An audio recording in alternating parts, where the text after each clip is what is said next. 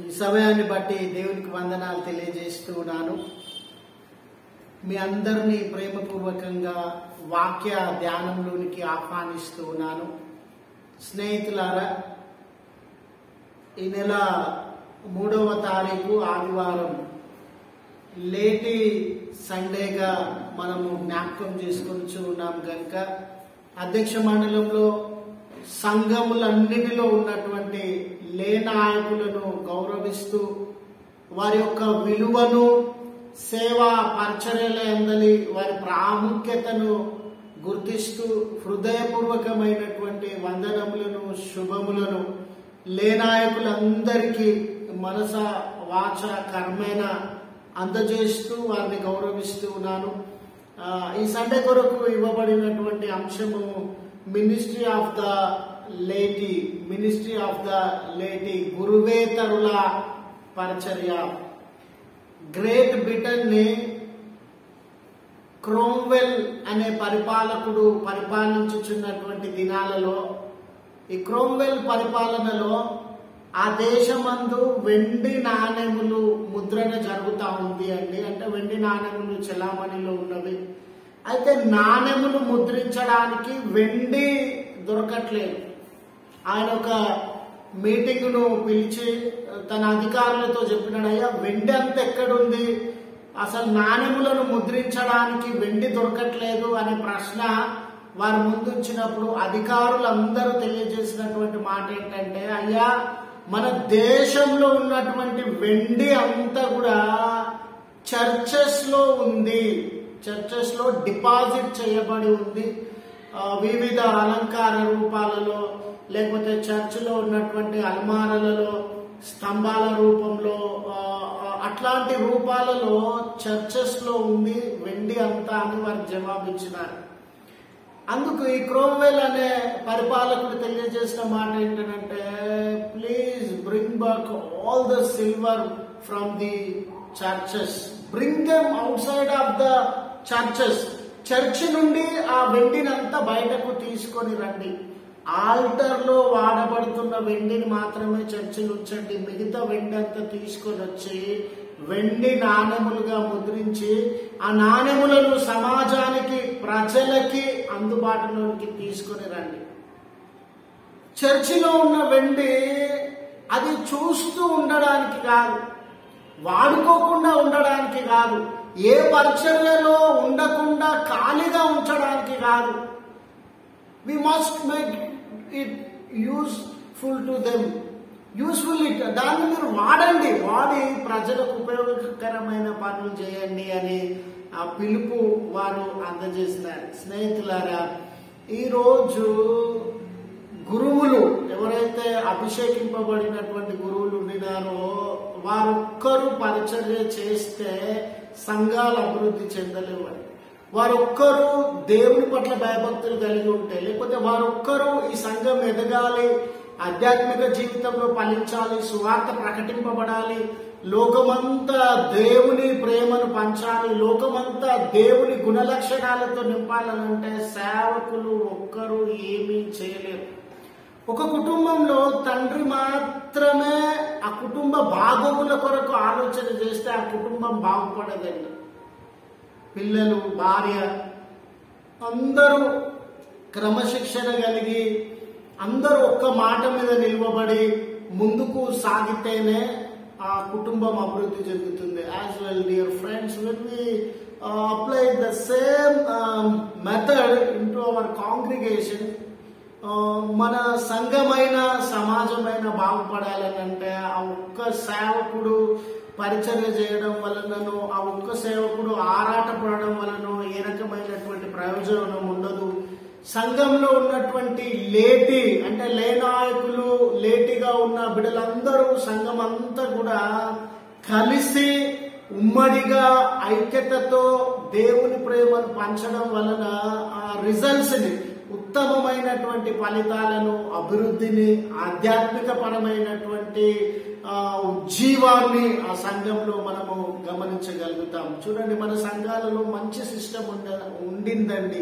Women department అని, men department అని, youth అని, సండే స్కూల్ అని, and we have space to encourage people through different boards అనండి, different departments అనండి, laymen దాంట్లోకి రాగలిగినటువంటి ఆ వ్యవస్థను క్రమపరచగలిగినటువంటి వారి సేవ పరిచర్యలను అందించగలిగినటువంటి సిస్టమ్ మన చర్చెస్ లో ఉన్నదని తెలియజేయడానికి నేను ఎంతగానో సంతోషిస్తూ ఉన్నాను. కనుక స్నేహితులారా, లే నాయకులుగా లేగా మీ డిపార్ట్మెంట్స్ లో మీకు అందించబడినటువంటి పరిచర్యలో చాలా సంతోషంగా, ఉజ్జీవంగా, ప్రజలను నడిపించేటటువంటి వారులా, ప్రజలతో మమేకమయ్యేటటువంటి వారిలాగా, ప్రజలతో కలిసి, అంటే ఆ చర్చెస్ లో ఉన్న వెండి ఏ రీతిగా క్రోమ్వెల్ గారు ప్రజలందరికీ అందుబాటులోకి తీసుకొని వచ్చినారు, ఈ రోజు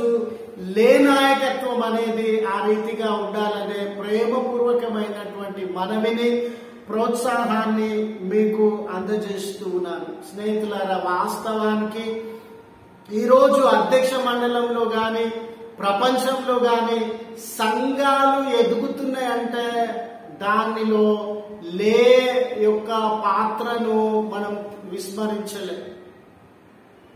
you have played mighty role in our congregations. మీరు ఉన్నతమైనటువంటి పాత్రను సంఘంలో వహించేటటువంటి వారుగా ఉంటున్నారు. They strengthen our ministry through their offerings. ఎన్నో రకములైనటువంటి సొత్తును సంఘానికి అందజేసి సంఘ పరిచర్యను బలపరుస్తూ ఉన్నారు.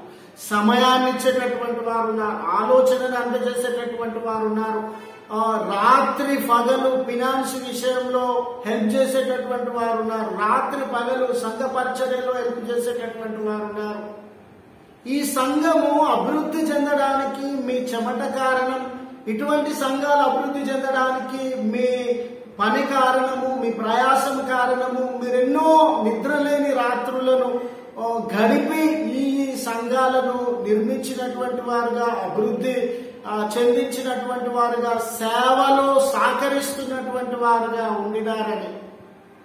స్నేహితులారా, ఈ ఏదైనా వెహికల్ మనం నడుపుతున్నాం అనుకోండి, స్టీరింగ్ ఒక్కటి ఉంటేనే వెహికల్ నడవదండి.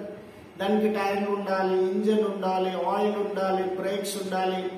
ఆ పర్మనెంట్ సెటప్ ఉండినప్పుడే ఆ వెహికల్ ముందుకు సాగుతుందండి. ఇక్కడ పాస్టర్ గారు స్టీరింగ్ అనుకుంటే మిగతా పనిముట్లన్నీ కూడా లేండి. ఊరికే స్టీరింగ్ పట్టుకొని ఉంటే బస్సు ముందుకెళ్ళదండి. అన్ని దానిలో సమృద్ధిగా, సౌకర్యంగా, అమరికలో ఉండి వాటి ఐక్యత ఉండినప్పుడే ఆ వెహికల్ అనేది ముందుకు సాగుతుందండి. అటువంటి పాత్ర వహిస్తూ ఉన్న, పాజిటివ్ గా సేవలు సహకరిస్తూ ఉన్న అందరి లే నాయకులకు హృదయపూర్వకమైనటువంటి వందనములను సమర్పిస్తూ ఉన్నాను. స్నేహితులారా, ఈరోజు అందించబడినటువంటి ఇవ్వబడినటువంటి లేఖన భాగం నేను గమనిస్తూ ఉన్నప్పుడు సమూయేలు మొదటి గ్రంథం 25వ అధ్యాయం 14వ వచనం మొదలుకొని 28 ఈ భాగంలో లేగా మనకి ఇవ్వబడినటువంటి బాధ్యత ఏంటంటే, స్నేహితులారా, దేవుడు సమాధాన పరిచేటటువంటి పరిచర్యను ఈరోజు దేవుడు మనకిచ్చినాడు. స్నేహితులారా, ప్రతి సంఘంలో కూడా అలజడి ఉండడాన్ని మనం గమనిస్తూ ఉన్నాం. Our congregation may divided into so many pieces అండి. పీస్ గా ఈరోజు కాంగ్రిగేషన్ డివైడ్ చేయబడి ఉంటుందండి. రీజన్స్ అనేటివి ఎన్ని రకాలుగానైనా ఉండవచ్చు. కానీ ఒక లేగా ఈ పీసెస్ గా విడిపోయినటువంటి సంఘాన్ని ఐక్యపరిచి ముందుకు తీసుకొని వెళ్ళవలసినటువంటి పిలుపును దేవుడు మనకిస్తూ ఉన్నాడు. ఈరోజు ప్రతి సంఘానికి ఉన్నటువంటి ఛాలెంజ్ ఏంది, థ్రెట్ ఏంది, ప్రమాదకరమైనటువంటి పరిస్థితి ఏంటంటే విభజన. స్నేహితులారా, యాజ్ యు నో, విభజన అనేది చాలా ప్రమాదకరమైనటువంటిదిగా ఉంది. అంటే సంఘంలో అలజడులు, దాడులు, మాటలు అనుకోవడము, విడిపోవడము, ఒకరితో ఒకరు మాట్లాడకపోవడము, ఒకరి మీద ఒకరు నింద వేయడము, పరిచర్య అన్న భావమును మరచి ఎప్పుడు ఒకరితో ఒకరము విభేదిస్తూ అయ్యో సంఘం పాడైతుంది అంటే కూడా మనకి మనసు లేదండి ఆలోచన చేసే. వ్యక్తులు దూరం అవుతూ ఉన్నారన్నా కూడా మనకు సంబంధం లేదండి. మనకేది ముఖ్యమైపోయిందనంటే మన పాలిటిక్స్ అనేది, మన నేమ్ అనేది, మన ఫేమ్ అనేది, మనం కనబడమన అనేదే ప్రాముఖ్యం అయిపోయింది. కానీ సంఘ ప్రయోజనాలు, సంఘంలో ఉండాల్సినటువంటి ఆధ్యాత్మిక వాతావరణం, శాంతి సమాధానములతో కూడినటువంటి జీవితం, ఇది మనము పట్టింపు లేనటువంటి క్రైస్తవులంగా లేగా ఉండినట్లు మనం గమనిస్తూ ఉన్నాం.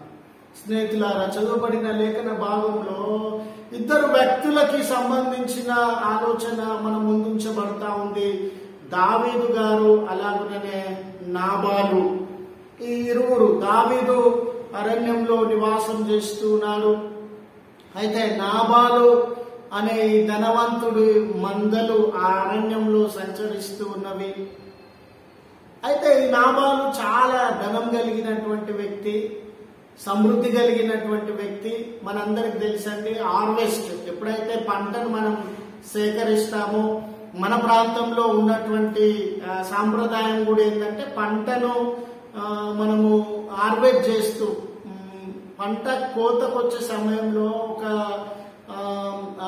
లంచ్ ఏర్పాటు చేస్తారండి. ఆ పంట యజమాని, ఆ వ్యవసాయదారుడు ఒక లంచ్ ఏర్పాటు చేసి తన స్నేహితులను పిలిచి, కుటుంబ సభ్యులను పిలిచి భుజించిన తర్వాత ఆ పంటను కోత కోయడం అనేది జరిగిస్తారు.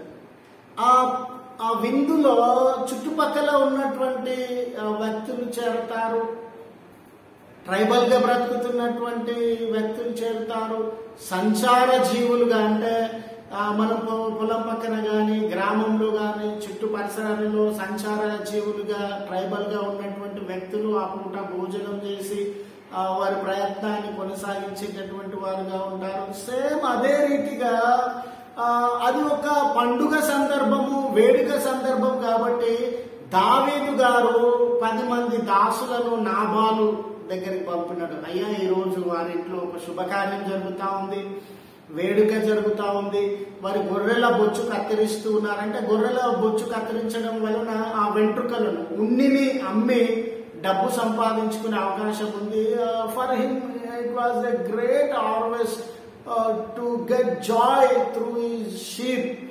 సో మీరు వెళ్ళి ఒక భోజనానికి కొరకు ఏమైనా వారిని అడగండి అని దావీదు తన సేవకులకు పంపినప్పుడు నాబాలు వారితో మాట్లాడుతున్నటువంటి మాట, ఆయన మొదట పలికిన మాట ఏంటంటే, దావీదు ఎవడు, యెష్షయి కుమారుడు ఎవరు, ఇట్లాంటి పనికి మాలినోళ్ళు, పని లేనటువంటి వారు ఎంతో మంది ఉన్నారు, వాళ్ళందరికీ నేను సహాయం చేయాలా. ఒకరు మన దగ్గరికి భోజనానికి వచ్చినప్పుడు అండి, సహాయం కొరకు వచ్చినప్పుడు అండి,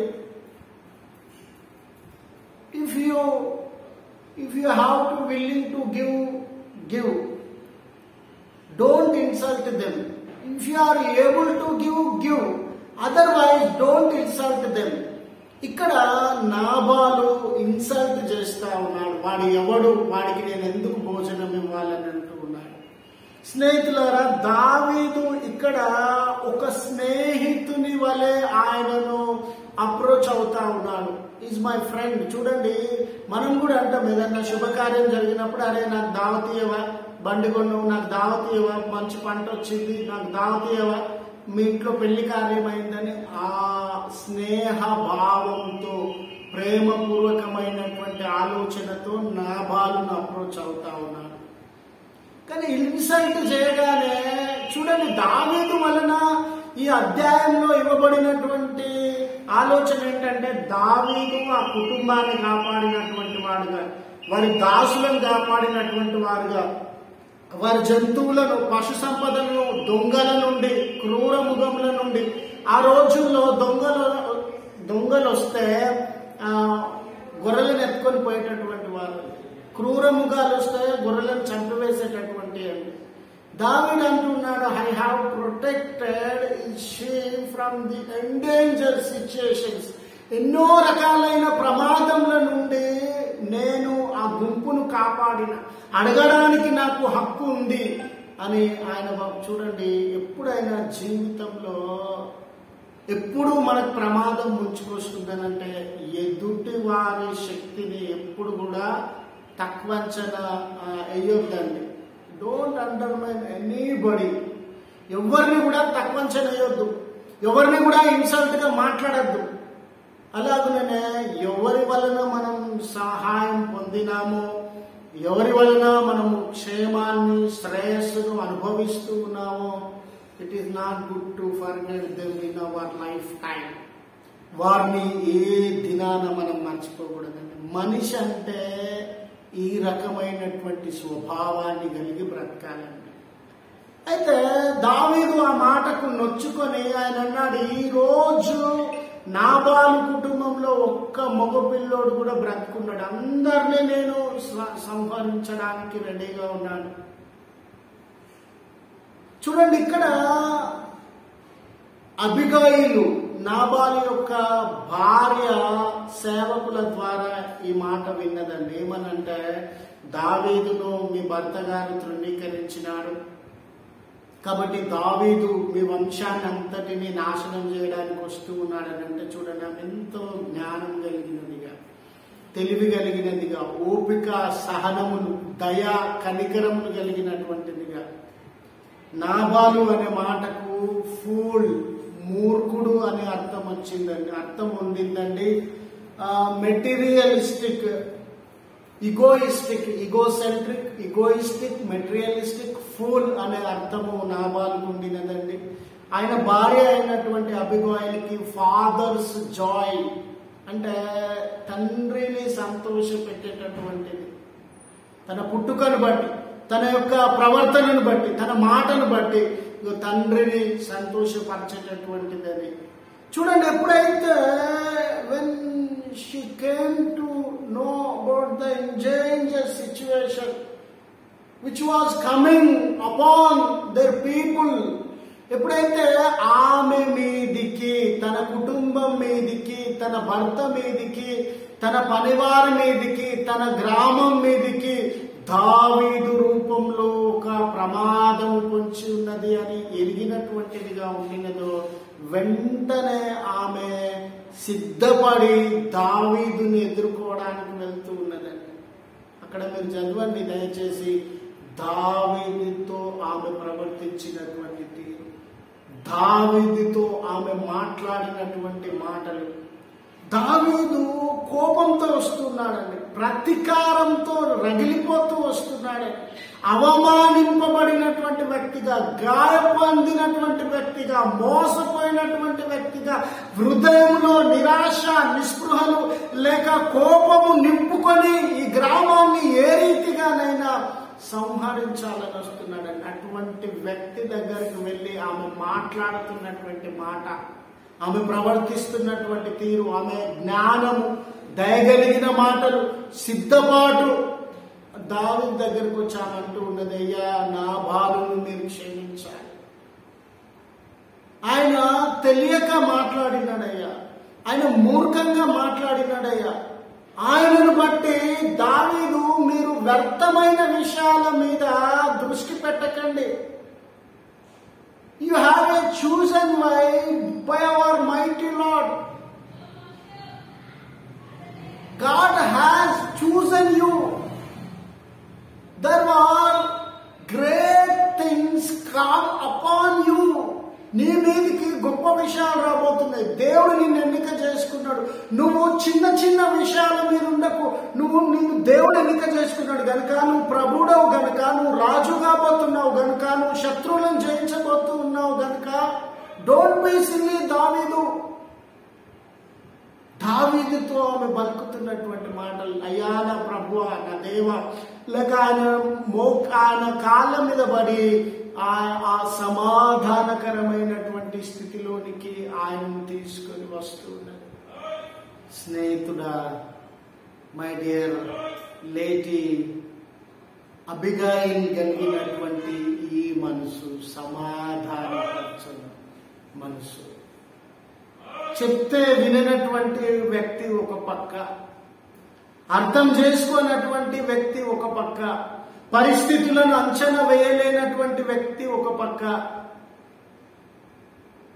ఆయనను శిక్షించాలని బయలుదేరిన వ్యక్తి ఒక పక్క, ఆయన సమాజంలో కనబడకూడదు, సంఘంలో కనబడకూడదు, ఆయన చేతలు సరి అయినవి కావు, ఆయన మాటలు సరి అయినవి కాదు. I wanted to excommunicate, I wanted to kill him, I wanted to destroy him because his way is not good అని బయలుదేరినటువంటి దావీదు ఒక పక్క. చూడండి, అబిగాయిలు వారిని సమాధానపరచుచున్నటువంటి వ్యక్తిగా కనబడింది.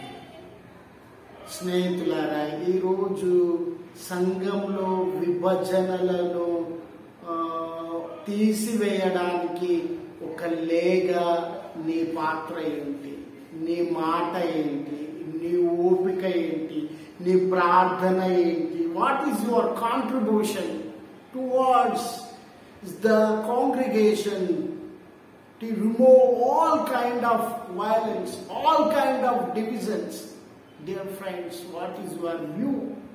ఏ రకంగా, ఏ దృక్పథంతో సంఘాన్ని అప్రోచ్ అయ్యేటటువంటి వాడుగా ఉన్నావు? ఒక ఆయన కోపంతో ఉండవచ్చు, ఆయన నీ మాట వినే వ్యక్తిగా ఉండవచ్చు. ఒక ఆయన మూర్ఖత్వంతో ఉండవచ్చు, ఆయన నీ మాట వినేటటువంటి వాడుగా ఉండవచ్చు. మై డియర్ ఫ్రెండ్స్, కొంతమంది నాయకులు మనతో మాట్లాడినప్పుడు అంటారు, అయ్యా ఆయన చెడ్డగానే ఆలోచన చేస్తున్నాడు కానీ ఫలానైన మాట ఆయన తప్పకుండా వింటాడని.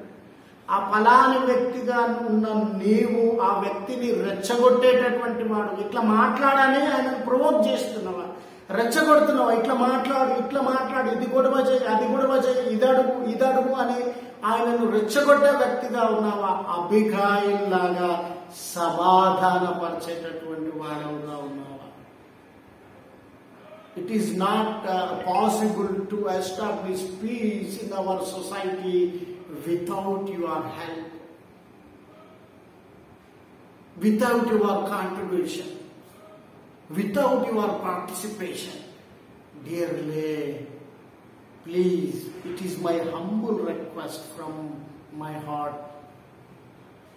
అబిగాయిలు వలె పరిస్థితుల యందు చూడండి, ఆమె తనను తాను ఎట్లా నలుగగొట్టుకొని ఉన్నదో 24వ వచనంలో అంటున్నది, అయ్యా ఆ నాబాలు మీద ఉన్న పాపాన్ని నా మీద మోపుకొనుచు ఉన్నాను, నాది తప్పయ్యా, నన్ను క్షమించయ్యా. ఆయన పాదముల మీద పడతా ఉన్నది. అంటే to protect their family, to protect what is belongs to her. స్నేహితులారా, ఈ సంఘం నీది కాదా? వీరందరూ నీ ప్రజలు కాదా? వీరి సమాధానం నీకు అవసరం లేదా? వీరి యొక్క అన్యోన్యత, ఐక్యత నీకు అవసరం లేదా?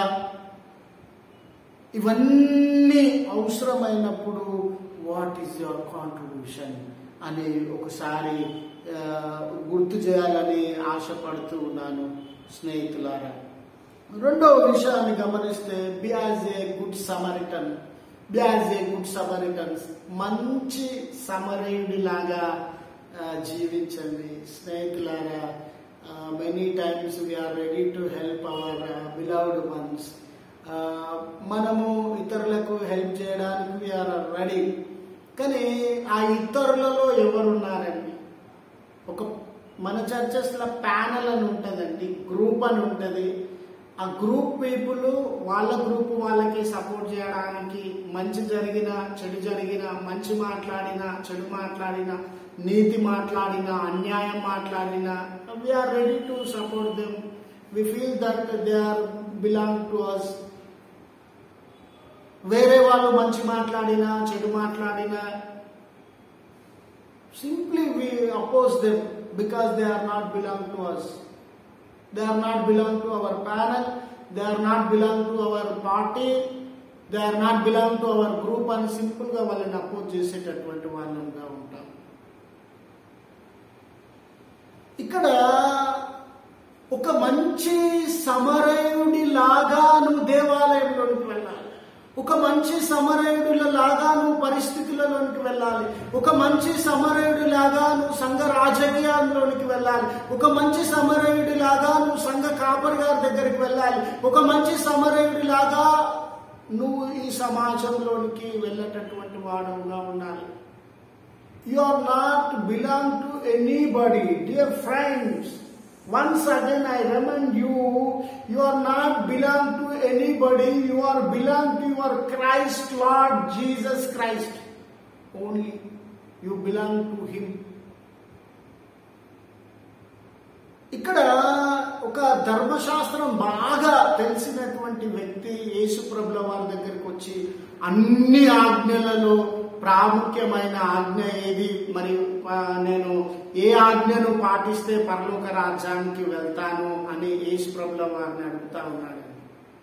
మంచి మనసుతో ఆయన అడగడం లేదు. యేసు ప్రభువుని శోధించాలి, బాధించాలి, ఆయనను నిందల పాలు చేయాలి. ఆయన టీచింగ్ మంచిది కాదని, ఆయన బ్రతుకు మంచిది కాదని, ఆయన ఆలోచన విధానం మంచిది కాదని అసూయ ద్వేషములతో నింపబడి ఆయనను అప్రోచ్ అవుతా ఉన్నారండి. ప్రభుల వారు అంటే ఏం రాయబడి ఉన్నది మరి ధర్మశాస్త్రంలో అంటే, ఈ గ్రేట్ కమాండ్మెంట్స్ అంటాం కదండి, నీ పూర్ణ హృదయంతో, నీ పూర్ణ శక్తితో అని. అది మొదటిది దేవుణ్ణి ప్రేమించాలని, నిన్ను వల్ల నీ పొరుగు వారిని ప్రేమించాలని. మనం యేసు ప్రభుల వారు వాటిని చెప్పినాం అనుకుంటామండి. బిఫోర్ క్రైస్ట్ యేసు ప్రభుల వారికి ముందే Hillel school of thought, Hillel అనే రబ్బీ ఈ ధర్మశాస్త్రంని ఒక 2 ఆజ్ఞలుగా చూపించినారండి. అది దేవుని ప్రేమ. అంటే నీ పూర్ణ హృదయంతో, నీ పూర్ణాత్మతో, నీ పూర్ణ బలంతో, నీ పూర్ణ మనసుతో దేవుణ్ణి ప్రేమించాలి, నిన్ను వల్ల నీ పొరుగు వారిని ప్రేమించాలి. అది పాటిస్తే మీకు పరలోక రాజ్యము దొరుకుతుందని ఆయన బోధించినాడండి. Hillel school of thought, Hillel అనే రబ్బీ. అదే విషయాన్ని ధర్మశాస్త్రోపదేశకుడు యేసు ప్రభుల వారి దగ్గర చెప్తున్నాడు. అయ్యా మరి ఇట్లా ఈ 2 ఆజ్ఞలు పాటించాలి. ప్రభుల వారు అన్నాడు, వాటిని పాటిస్తే నువ్వు కూడా పోతావేమయ్యా అన్నాడు. అయితే ఆయన ఇంకా తనను తాను నీతిమంతుడు అనిపించుకోవాలి, తనను ఇతరుల కంటే గొప్పవాడు అనిపించుకోవాలని, ఏదో తనకు ఎక్కువ తెలుసు అని అనిపించుకోవాలని, మరి నా పొరుగువాడు ఎవడు అని ఆయన యేసు ప్రభుల వారిని అడిగినాడు. ఎందుకు ఈ మాట అడిగినాడని అంటే, ఆ రోజుల్లో యూదులకు ఉన్నటువంటి ఆలోచన ఏంటంటే, యూదులకి లేవి గ్రంథం 28వ అధ్యాయంలో అంటే యూదులకు పొరుగువాడు ఎవడంటే యూదుడే పొరుగువాడండి. Those who belong to their nation, their religion and their race, వాళ్ళ జాతి, వాళ్ళ మతము, వాళ్ళ దేశానికి సంబంధించినటువంటి వ్యక్తి మాత్రమే వాళ్ళకి పొరుగువాడు, neighbour. Those who not belong to their race, nation, లేకపోతే their religion, they are not their neighbors. అంటే ఇతరులు ఎవరు కూడా వాళ్ళ నేబర్స్ కాదు. అందుకే ఈ మాటను ప్రభుల వారి దగ్గర అంటూ ఉన్నాడు, నా పొరుగువాడు ఎవడు. అండ్ ఆల్సో ఫ్రెండ్స్, ఆయన మనుషులు ఉన్నటువంటి ఆలోచన ఏంటంటే, యూదులు ఎట్లా భావించేటటువంటి వారంటే, సహాయం చేస్తే నీతిమంతునికే సహాయం చేయాల, నీతిమంతునికి సహాయం చేస్తేనే ఆ సహాయం యొక్క ఫలితాన్ని మనం అనుభవిస్తాం. అనీతిమంతునికి మనము సహాయం చేస్తే ఆ సహాయం వ్యర్థమైపోతుంది, ఆ పని వ్యర్థమైపోతుంది, ఆ సొమ్ము వ్యర్థమైపోతుంది, మనకు సహాయం దొరకదని వారు భావించేవారు. అంటే యూదులకి యూదుడే పొరుగువాడు, దాంట్లో కూడా నీతిమంతుడైనటువంటి యూదుడే పొరుగువాడు. ఈ పరిస్థితుల యందు ప్రభుల వారు మంచి సమరైన ఉపమానం చెప్పినాడంటే, ఒక వ్యక్తి యెరూషలేము నుండి యెరికోకు వెళ్తా ఉంటే మార్గ మధ్యలో దొంగలు ఆయనను కొట్టి ఆయన సొంతంతా దోచుకెళ్ళినారు, ఆయన వస్త్రములను కూడా దోచుకొని వెళ్ళినారు. ఆయన గుణ ఊపిరితో రోడ్డు పైన పడి ఉన్నాడు. అదే మార్గంలో మొదట ఎవరు వెళ్తూ ఉన్నారు? ధర్మశాస్త్రోపదేశకుడు, అంటే అప్పుడు ఉన్నటువంటి టెంపుల్లో కానీ, అప్పుడు ఉన్నటువంటి సినగాగ్లో కానీ ఆ టెంపుల్లో వారు బలులను అర్పిస్తారు కదండి. ఎవరైతే మెయిన్ రోల్ బలులలో అర్పిస్తారో ఆ వ్యక్తి ఆ మార్గాన వెళ్తూ ఉన్నాడండి. ఈ కొన ఊపిరితో ఉన్నటువంటి వ్యక్తిని చూసినాడు, కానీ సహాయం చేసేదానికి ముందుకు రాలేడు. అంటే రిలీజన్ వైజ్ గా ఆయన ఉన్నతమైనటువంటి పదవిలో ఉన్నటువంటి వాడు, రిలీజన్ వైజ్ గా ఉన్నతమైనటువంటి ర్యాంకులో ఉన్నటువంటి వాడు. కానీ చూడండి, ఒక శవాన్ని కొన ఊపిరితో ఉన్నాడు. ఆయన ఒకవేళ చనిపోతే నేను అక్కడికి దేవాలయంలోనికి వెళ్ళాలా, మరి నేను శవాన్ని ముట్టుకొని అక్కడ ఆరాధన చేయలేను అనుకున్నాడు. ఇంకా ఏమనుకున్నాడు అండి అంటే రిలీజన్ వైజ్ గా గొప్పకున్నాడు, పదవులలో గొప్పకున్నాడు, డబ్బులో గొప్పకున్నాడు, ఆరోగ్యం అన్నిటిలో గొప్పకున్నాడు. కానీ మానవత్వం అనేది అతనికి లేదండి. తర్వాత అదే దారిలో లేవీయుడు వెళ్తూ ఉన్నాడు. ఆ లేవీయుడు కూడా రిలీజన్ లో మతంలో గొప్పవాడు, అధికారంలో గొప్పవాడు, ఆస్తిపాస్తుల్లో గొప్పవాడు. కానీ తను కూడా మానవత్వం లేకుండా ఆ కొన ఊపిరితో ఉన్న వ్యక్తిని దాటుకొని వెళ్ళినాడు. అంటే చూడండి, మతానికి సంబంధించినటువంటి పాస్టర్ గారు, మతానికి సంబంధించినటువంటి నాయకుడు, ఇంకా మూడో వ్యక్తి యూదుడు అంటాడేమో అని అందరు అనుకున్నారండి. యేసుప్రభు బహుశా యూదుడిని మెన్షన్ చేస్తాడేమో అని. కానీ వాళ్ళ ఆలోచనకు వ్యతిరేకంగా ఆ ఉపమానంలో యేసుప్రభుల వారు సమరయుడిని మెన్షన్ చేసినాడు. సమరయులను తాకడానికి గాని మాట్లాడడానికి గాని శుద్ధి అశుద్ధి అనేది యూదులలో ఉంది కదండి. దాంతో the treated Samaritans as unholy people.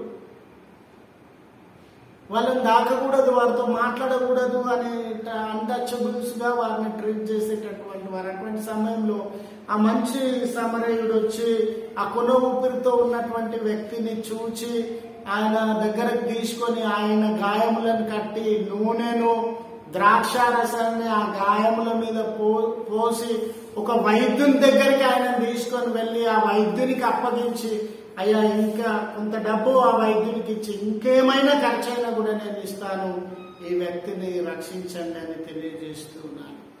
Dear friends, ఈ నూనె ద్రాక్షారసం అనేది యూదులు సాక్రిఫైజెస్ లో, ఈ మతానికి సంబంధించినటువంటి వ్యక్తులు ఆ దినాలలో యాజకుడే కదండి రిజెక్ట్ చేసింది ఆ వ్యక్తిని. యాజకులుగా ఉన్నటువంటి వారు వారి దేవాలయాలలో అర్పణలలో అర్పించేటటువంటి వారని నూనె ద్రాక్షరసం. కానీ ఈ మంచి సమరయుడు ఆ పనిని సహాయం చేయడం, ప్రాణాన్ని కాపాడడం, గాయాలను కట్టడం, నీళ్లు త్రాగించడం, ఆహారాన్ని పెట్టడం, వైద్యుని దగ్గరికి తీసుకొని వెళ్ళడం, డబ్బు ఖర్చు చేయడం, ఇవన్నిటిని కూడా ఈ ట్రీటెడ్ యాజ్ సాక్రిఫైజెస్. ఆయన టెంపుల్లోనికి వెళ్ళి టెంపుల్లో పశువులను సాక్రిఫైస్ చేయడం లేదండి. ఆయన తన జీవితాన్ని, తన సొత్తును, తమ సమయాన్ని, తనకున్నటువంటి వనరులను సాక్రిఫైస్ చేసి గాయపడినటువంటి వ్యక్తిని కాపాడుతూ ఉన్నాడు. స్నేహితులారా, ఈరోజు ఈ సంఘంలో, ఈ సమాజంలో ఒక లేగా మన యొక్క పాత్ర ఏంటి? మనము 10 మందిలో నివసిస్తూ ఉన్నప్పుడు, మన కుటుంబము చుట్టూ ఎన్నో రకములైనటువంటి ప్రజలు ఉండినప్పుడు, ఎంతో మంది వివిధ విశ్వాసములకు సంబంధించినటువంటి వ్యక్తులు ఉండినప్పుడు, ఈ మంచి సమరయుడిలాగా మన జీవితము ఉదాహరణగా ఉండినదా? ఎవడు సహాయం చేసినాడో వాడే తన పొరుగువాడు అని ప్రభుల వారు సెలవిస్తూ ఉన్నారు. మంచి అని పిలువబడే వ్యక్తి, ప్రభు మనసులో మంచి అని పిలువబడే వ్యక్తి సహాయం చేయగలగాలి, ప్రేమించగలగాలి, పలకరించగలగాలి, ఆదరించగలగాలి, లేవనెత్తగలగాలి, తనకున్న సొత్తును సాక్రిఫైస్ చేయగలగాలి. దానిని ప్రభు మంచి అని పిలుస్తున్నాడండి. ఈరోజు మనం కూర్చుండి ఆరాధన చేస్తున్నటువంటి ప్రదేశంలో సహాయం చేస్తున్న దేవుడు ఎరగండి. ఒకరి మాట సహించలేని స్థితిలో మనం ఉన్నాం. ఒకరి నాయకత్వాన్ని భరించలేని స్థితిలో మనం ఉన్నాం. ఒకరిని ప్రేమించలేని స్థితిలో మనం ఉన్నాం. ఒకరిని చూస్తూ ఓపిక లేనటువంటి స్థితిలో మనం ఉన్నాం. కనుక లేక మొదట సమాధానపరచాలండి. రెండవదిగా ఒక మంచి సమరయుడిలాగా సంఘంలో ఉన్న, కుటుంబంలో ఉన్న, సమాజంలో ఉన్న మనందరిలో సేవకుడు కూడా ఒకప్పుడు లేనేనండి. సేవకుడు ఏమీ ఆకాశం నుండి ఊడిపడలేదు. సేవకుడు కూడా లేలో నుండే వచ్చినటువంటి వాడండి. మంచి సమరయుడిగా కుటుంబంలో ఉండండి, సంఘంలో ఉండండి, సమాజంలో ఉండండి అనే ప్రేమపూర్వకమైన మనవి మీకు అందజేయ. మూడో విషయాన్ని గమనిస్తే దేవుణ్ణి సంతోషపరచాల్సినటువంటి వారంగా ఉండాలి. ఈ జీవితంలో స్నేహితులారా కుటుంబాన్ని సంతోషపరచాలని ప్రయాసపడతాం, స్నేహితులను సంతోషపరచాలని. ఎంతో మంది మనం ఎరిగి ఉన్న వ్యక్తులను, మనం ప్రేమించుచున్న వ్యక్తులను, చాలా మందిని సంతోషపరచాలని మనం భావిస్తాం. అలాగనే సంఘంగా లేక దేవుని బిడ్డలంగా దేవుణ్ణి సంతోషపరచాల్సినటువంటి బాధ్యత కూడా మన మీద ఉందండి. ఒక వ్యక్తి కంప్యూటర్ను తయారు చేస్తాడంటే ఆయన ఆలోచన, ఆయన మనసు, ఆయన యొక్క పర్పస్ నెరవేరుస్తూ ఆ కంప్యూటర్ ఆ వ్యక్తి యొక్క సంతోషపరిచేదిగా ఉంది. ఒక చిన్న పిన్ అండి, పిన్ని ఒక పర్పస్ తో వ్యక్తి సృష్టించినప్పుడు ఆ పర్పస్ ను నెరవేర్చి ఆ పిన్ అనేది ఆ వ్యక్తి సంతోషపరిచేదిగా ఉన్నది. ఈరోజు దేవుడు మనల్ని మనుషులనుగా జన్మింపజేసినాడు.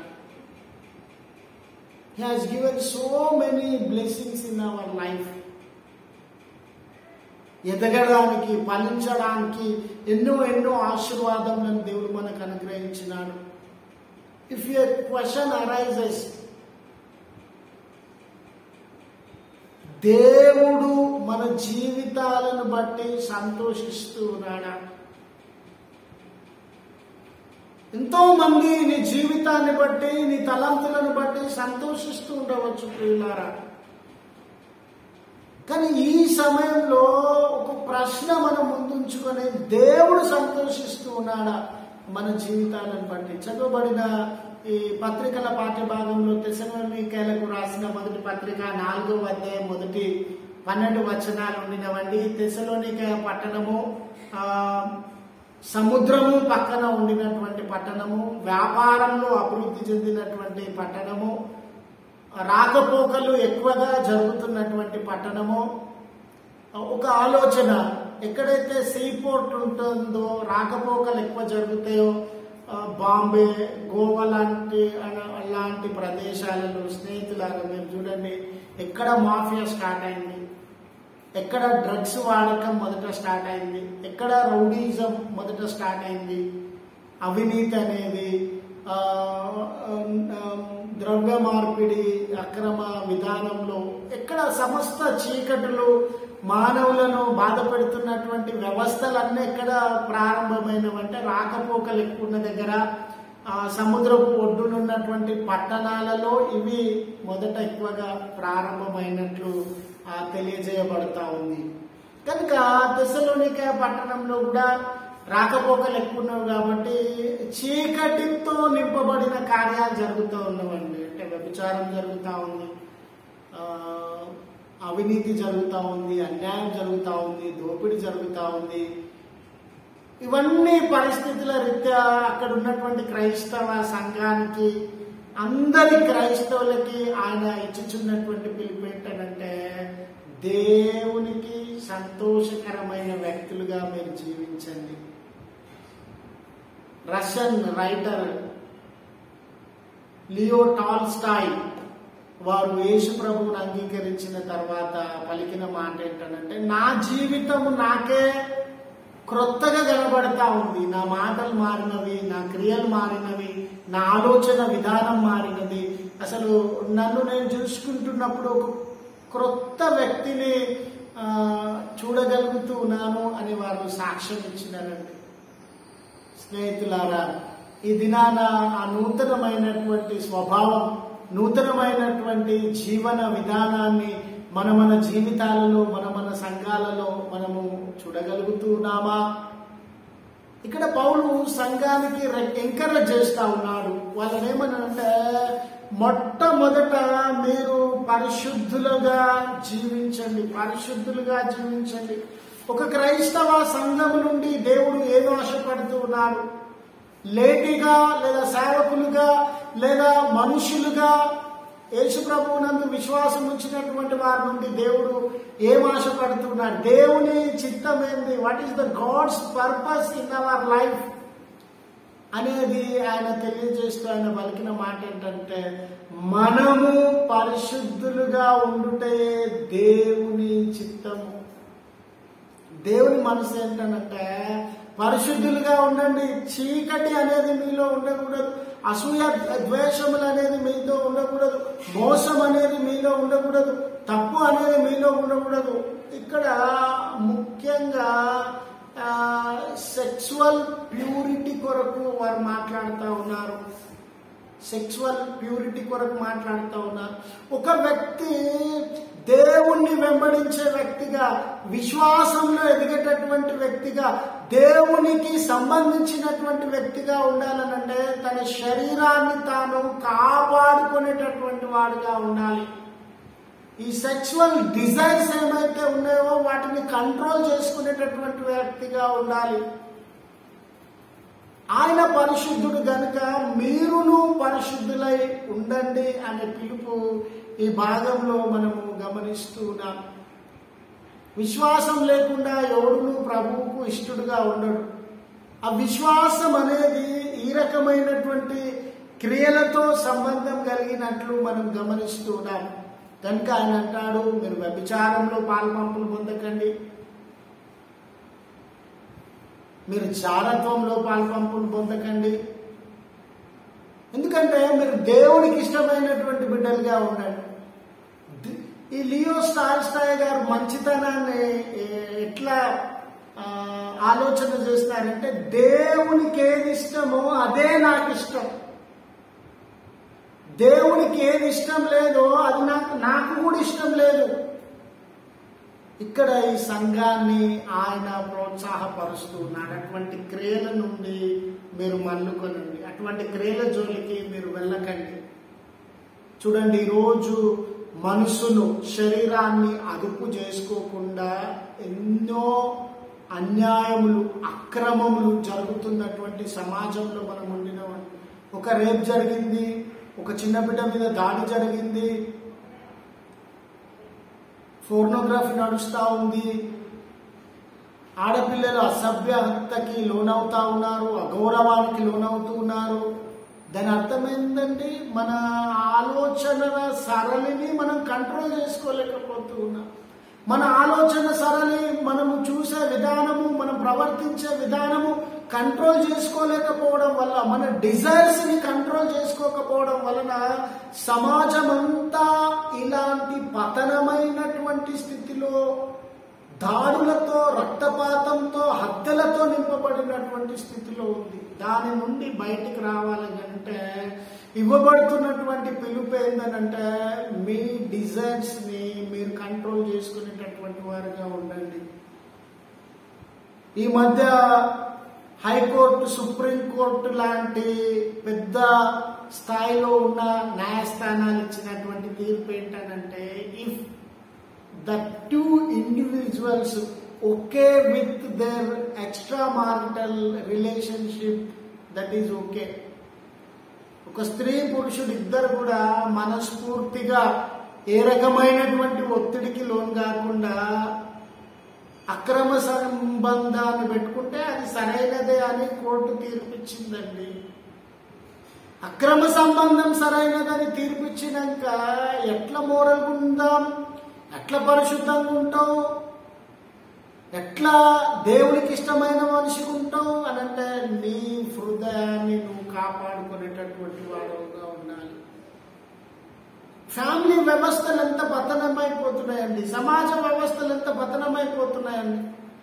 ఇటువంటి స్థితిలో సంఘంగా లేక ఇవ్వబడినటువంటి ఆలోచన ఏంటంటే మీ మోరల్ వాల్యూస్ను మీరు అభివృద్ధి పరచుకునేటటువంటి వారుగా ఉండండి. సెకండ్ థింగ్, మీ నేబర్ను మీరు ప్రేమించండి.